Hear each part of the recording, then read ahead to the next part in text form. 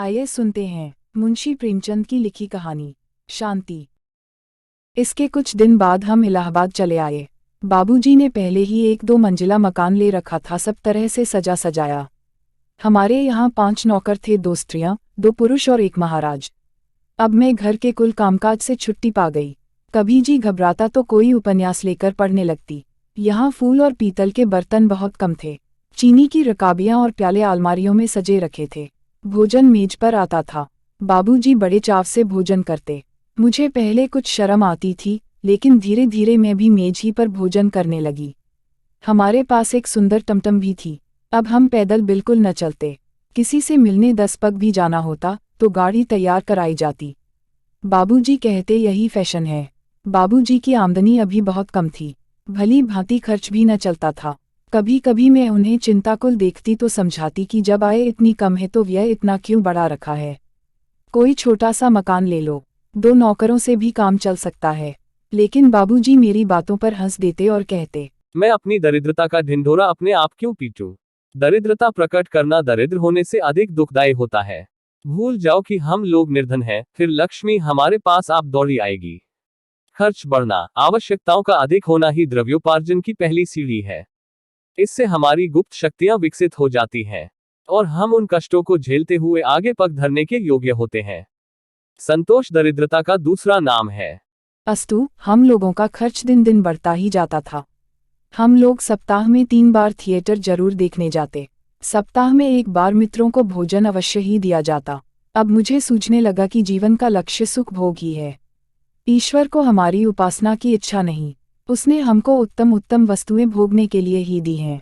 उसको भोगना ही उसकी सर्वोत्तम आराधना है। एक ईसाई लेडी मुझे पढ़ाने तथा गाना सिखाने आने लगी। घर में एक पियानो भी आ गया। इन्हीं आनंदों में फंसकर मैं रामायण और भक्तमाल को भूल गई। ये पुस्तकें मुझे अप्रिय लगने लगीं। देवताओं से विश्वास उठ गया।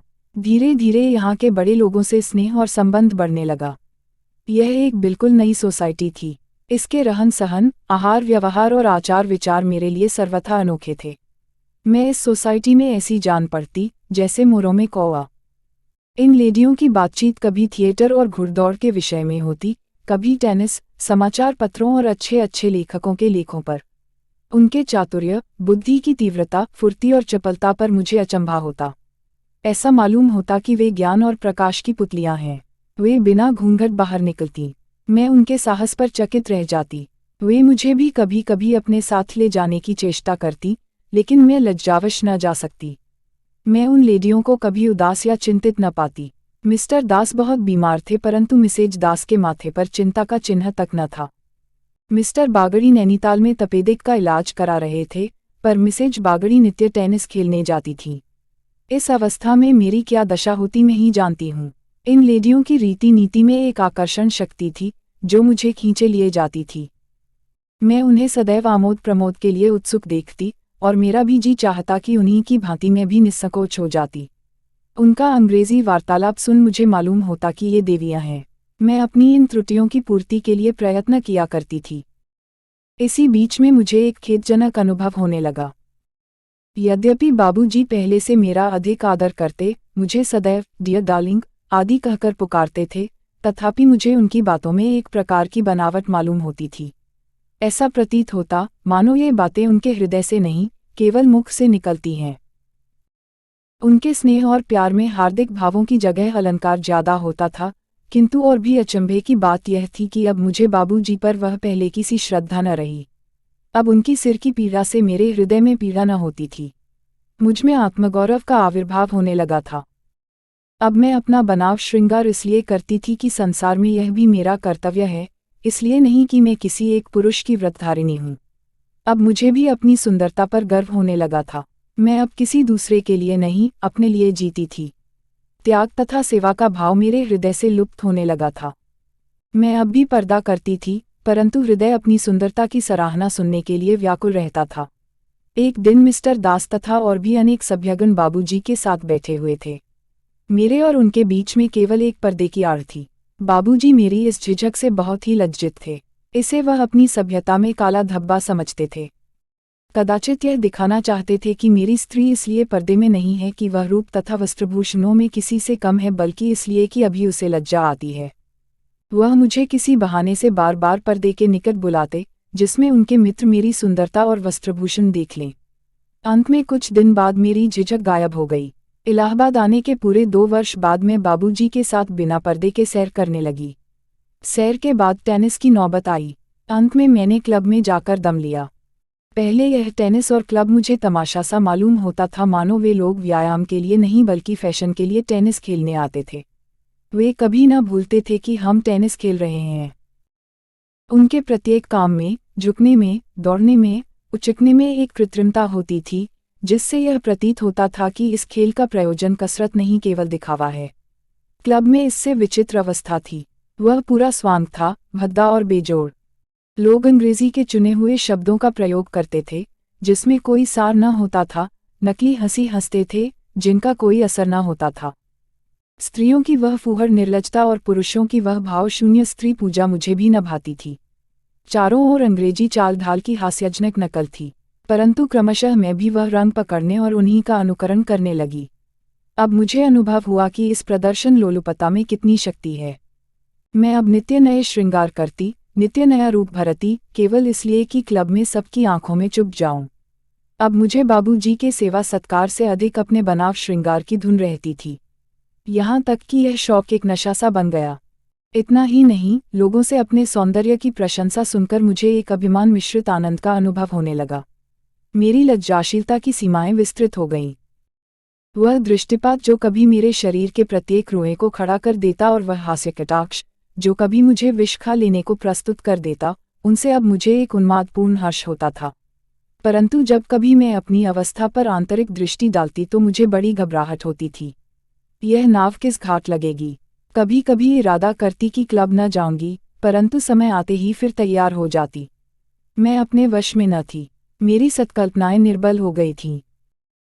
2 वर्ष और बीत गए और अब बाबूजी के स्वभाव में एक विचित्र परिवर्तन होने लगा। वह उदास और चिंतित रहने लगे। मुझसे बहुत कम बोलते। ऐसा जान पड़ता कि इन्हें कठिन चिंता ने घेर रखा है या कोई बीमारी हो गई है। मुंह बिल्कुल सूखा रहता था। तनिक तनिक सी बात पर नौकरों से झल्लाने लगते और बाहर बहुत कम जाते। अभी 1 ही मास पहले वह 100 काम छोड़कर क्लब अवश्य जाते थे। वहां गए बिना उन्हें कल न पड़ती थी। अब अधिकतर अपने कमरे में आराम कुर्सी पर लेटे हुए समाचार पत्र और पुस्तकें देखा करते थे। मेरी समझ में न आता कि बात क्या है। एक दिन उन्हें बड़े जोर का बुखार आया, दिन भर बेहोश रहे, परंतु मुझे उनके पास बैठने में अंकुश सा लगता था। मेरा जी एक उपन्यास में लगा हुआ था। उनके पास जाती थी और पल भर में फिर लौट आती। टेनिस का समय आया तो दुविधा में पड़ गई कि जाऊं या न जाऊं। देर तक मन में यह संग्राम होता रहा। अंत को मैंने यही निर्णय किया कि मेरे यहाँ रहने से वह कुछ अच्छे तो हो नहीं जाएंगे, इससे मेरा यहाँ बैठा रहना बिल्कुल निरर्थक है। मैंने बढ़िया वस्त्र पहने और रैकेट लेकर क्लब घर जा पहुंची। वहां मैंने मिसेज दास और मिसेज बागची से बाबूजी की दशा बतलाई और सजल नेत्र चुपचाप बैठी रही। जब सब लोग कोर्ट में जाने लगे और मिस्टर दास ने मुझसे चलने को कहा तो मैं ठंडी आह भरकर कोर्ट में जा पहुंची और खेलने लगी। आज से 3 वर्ष पूर्व बाबूजी को इसी प्रकार बुखार आ गया था। मैं रात भर उन्हें पंखा झलती रही थी। हृदय व्याकुल था और यही चाहता था कि इनके बदले मुझे बुखार आ जाए, परंतु वह उठ बैठे। पर अब हृदय तो स्नेह शून्य हो गया था, दिखावा अधिक था। अकेले रोने की मुझमें क्षमता न रह गई थी। मैं सदैव की भांति रात को 9 बजे लौटी। बाबूजी का जी कुछ अच्छा जान पड़ा। उन्होंने मुझे केवल दबी दृष्टि से देखा और करवट बदल ली, परंतु मैं लेटी तो मेरा हृदय मुझे अपनी स्वार्थपरता और प्रमोदासक्ति पर धिक्कारता। मैं अब अंग्रेजी उपन्यासों को समझने लगी। हमारी बातचीत अधिक उत्कृष्ट और आलोचनात्मक होती थी। हमारा सभ्यता का आदर्श अब बहुत ही उच्च हो गया।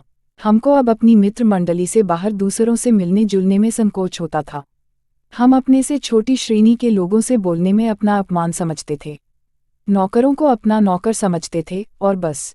हमको उनके निजी मामलों से कुछ मतलब न था।